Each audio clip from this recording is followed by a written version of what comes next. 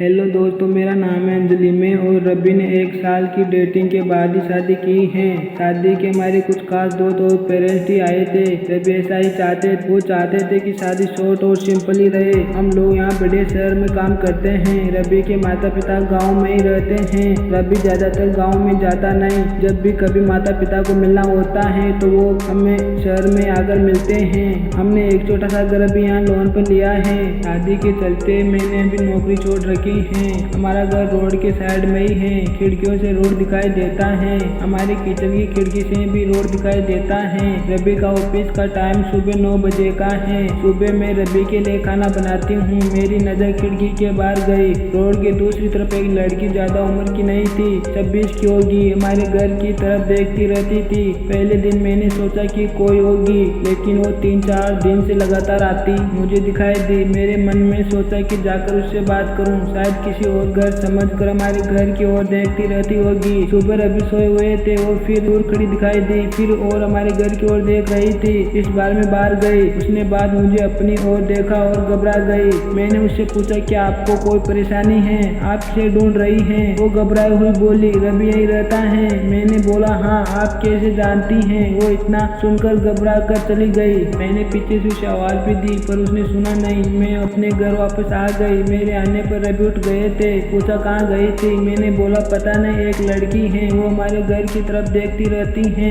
और मैंने जब जाकर उससे पूछा तो तुम्हारा नाम भी जानती है, तुम किसी गोरी सी सुंदर लड़की को जानते हैं? रवि ये सुनकर भड़क गए, बोले, पागल हो गई क्या? कोई कुछ भी बोलेगा और तुम मान लोगी क्या? लेकिन ये सुनने के बाद रवि का चेहरे का रंग जरूर उठ गया था। मेरे भी दिमाग में कुछ चलने लगा। रवि जब शाम को आए तब मैंने इस विषय में कोई बात नहीं की। अगले दिन जब मैं सुबह उठी तो रवि पहले से उठ गए थे। मैं किचन में गई तो किचन की खिड़की लगी हुई थी और बड़ी मुश्किल से खोलने पर खुलती थी। मैं कोशिश कर रही थी लेकिन ऊपर वाली कुंडी मुझसे नहीं खुली। मैं हमेशा नीचे की कुंडी से खिड़की लगाती थी, लेकिन आज खिड़की की ऊपर वाली कुंडी भी लगी थी। मैंने कैसे भी कुंडी खोली और खिड़की खोली तो मैं देखकर हैरान रह गई। रवि उस लड़की से वहाँ जाकर उससे बात कर रहे थे। वो उस पर चिल्ला और गुस्सा हो रहे थे। लड़की रो रही थी और रवि उससे उंगली दिखाकर जाने को कहा। ये सब देखकर मैंने खिड़की बंद कर दी ताकि रवि को लगे ना कि मैंने उसे यह करते देखा है। रवि फिर घर में आ गए। मैंने ऐसा जताया जैसे कि मैंने कुछ देखा ही नहीं है।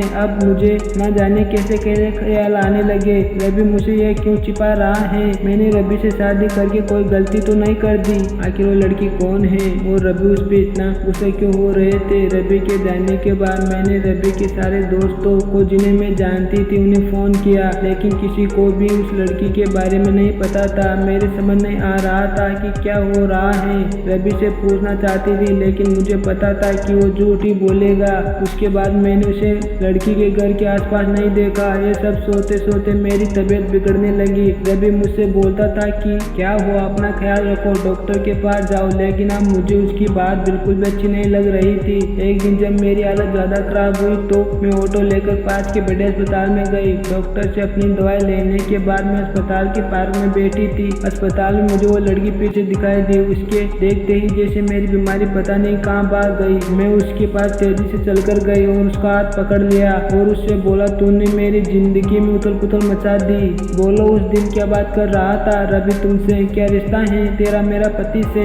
फिर उसने मुझे जो बताया सुनकर मुझे लगा कि मेरा पति ऐसा है। उसने इतनी बड़ी बात मुझसे छिपाई। शाम को रवि जब घर आया तब उस लड़की को अपने घर में देखकर चौंक गए। मैं भी उसके पास ही बैठी थी। रवि उसकी तरफ देखकर बोले कि अच्छा, तो तूने इसे सब बता दिया? मना किया था दूर रहने को मेरी फैमिली से। मैंने बोला, रवि शर्म करो, तुम इतने कठोर हो, अपनी सगी बहन की मदद नहीं कर रहे हो। वो लड़की संध्या थी, रवि की सगी बहन। उसने अपने पसंद के लड़के से शादी कर ली थी, इसलिए रवि उससे अपने परिवार से उससे सारे रिश्ते तोड़ दिए थे। रवि ने कहा कि मेरी कोई बहन नहीं है। मैंने कहा, इसका पति अस्पताल में है, इसे रुपयों की जरूरत है। बहन नहीं तो इंसानियत के नाते ही तुम्हें इसकी मदद कर देनी चाहिए थी। और अपनी पसंद की लड़की से शादी तो तुमने भी की, फिर जो नियम इसके लिए हैं तुम्हारे लिए क्यों नहीं है? मुझे पता होता तुम ऐसे सोच वाले हो तो मैं तुमसे कभी शादी नहीं करती। जिसको बहन के आंसू नहीं पिघला सके उस आदमी के सीने में दिल नहीं हो सकता।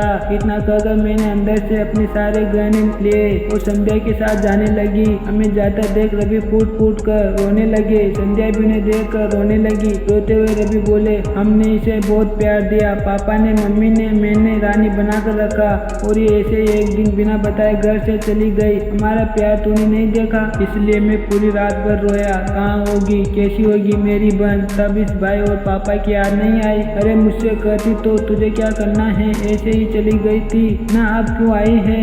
बहन भी बोली, भैया मुझे लगा आप लोग नहीं मानोगे। उन दोनों भाई बहन को रोता देख मेरी आंखें भी भर आई, पर आंसुओं के साथ जैसे सारे गिलोय शिकवे खत्म हो गए। वो खुद अस्पताल गए, संध्या के साथ मम्मी पापा को भी बुलाया। दोनों ने बेटी को बड़े प्यार से गले लगाया। अब अस्पताल में संध्या के पति की भी हालत बहुत अच्छी है। डॉक्टर कहा कि जल्दी डिस्चार्ज हो जाएंगे। रवि की आंखों में मुझे अलग ही सुकून अब देखने को मिल रहा है। रवि ने संध्या को कहा, अब कुछ करेगी तो माफ नहीं करूंगा, हमेशा मेरी प्यारी बहन बनकर ही रहना। जिंदगी बहुत छोटी है, आपके अहंकार में इतने सुकून नहीं है जितना कि माफ कर देने में है। एक बार करके देखिए, जिंदगी बदल जाएगी। इसी के साथ इस कहानी की हैप्पी एंडिंग होती है। मिलते हैं अगली वीडियो में, तब तक के लिए गुड बाय। आप सभी का बहुत बहुत धन्यवाद अपना कीमती समय देने के लिए।